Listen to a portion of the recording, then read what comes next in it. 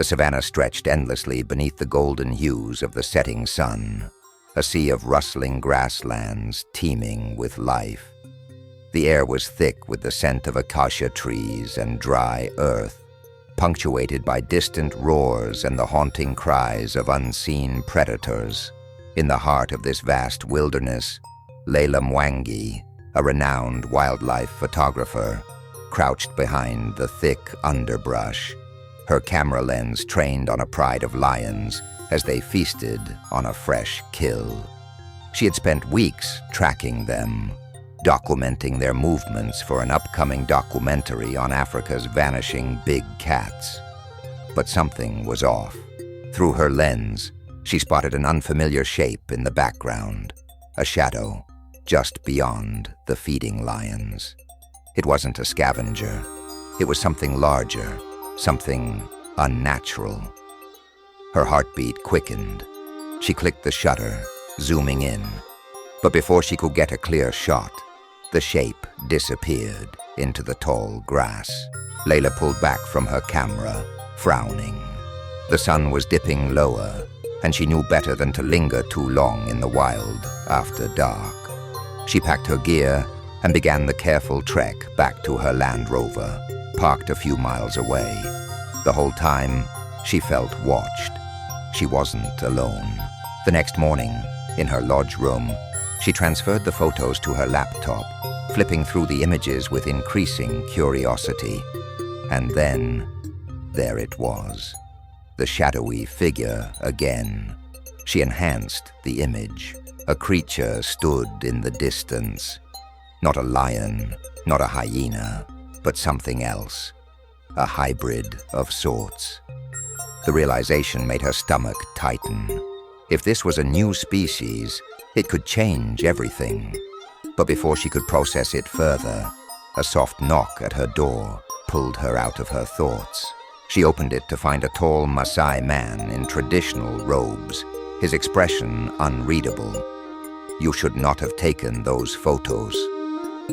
His voice was calm but firm. Leila blinked. "What? Who are you?"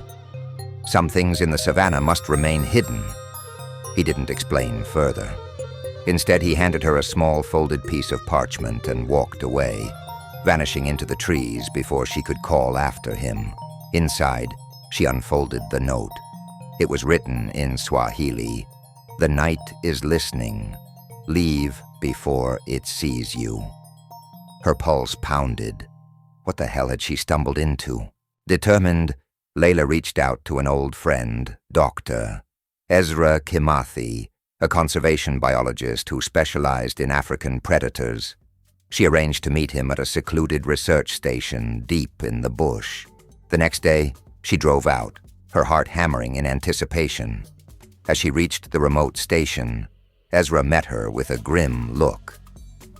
"Leila, where did you take these?" he asked, staring at the image she had sent him. "Near Serengeti." "Why?" Ezra ran a hand over his beard. These aren't normal predators. I've heard whispers about something called the Night Stalkers, hybrid animals created in secret by poachers and rogue scientists. Some say they were meant for illegal hunting. Others say they're part of something bigger, but no one's ever caught them on camera. Until you." The weight of his words settled over her like a thick fog. "So what do we do?" she asked.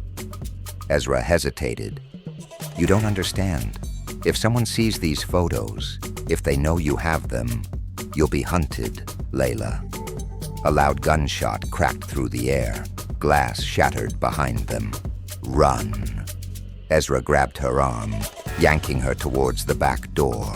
They bolted into the trees, bullets whizzing past them. Someone didn't want them talking. Someone wanted those images erased. For hours, they ran, weaving through dense foliage, keeping low. When they finally stopped to catch their breath, Ezra pulled out a satellite phone. "We need to get to Arusha. I have contacts there who can help." But before they could move, a group of men emerged from the trees, armed, dressed in dark fatigues. "Hand over the camera," one of them demanded. Leila stood frozen. Ezra, however, slowly reached into his pocket and, in a blur of motion, threw a handful of red ochre dust into the attacker's eyes. "Run!" he shouted. They sprinted again, but the men recovered fast. A chase erupted through the wilderness. Just when Leila thought they were doomed, a deep growl stopped everyone in their tracks. Emerging from the shadows was one of the creatures from her photos. 7 feet tall, muscular. Its yellow eyes gleamed with primal intelligence. The men turned their weapons toward it, but before they could fire, the beast lunged. Screams filled the air as Leila and Ezra took their chance to escape. They reached a small Maasai village, exhausted and wounded. The elders took them in, listening carefully to their story. One of the older warriors finally spoke. "You have seen what was never meant to be seen. These creatures were not born of nature, but of greed. They were created by those who sought to play God. And now they roam, neither belonging to this world nor the next." Leila knew she had to expose this. The world had to know. Through secret channels, she sent the photos to a global conservation network. Within days, authorities stormed illegal labs, exposing a vast underground operation involving biotech experiments on wildlife for black market game hunting. The arrests sent shockwaves worldwide, but the shadows of the Savanna still lingered. Weeks later, Leila sat in her Nairobi apartment, typing up the final details of her article. She had won, but at what cost? A knock at her door. She hesitated before opening it. A young boy stood there, holding a small leather pouch. "This is for you," he said, then turned and walked away. Inside the pouch was another note. "Some secrets were meant to stay hidden. You should have let them."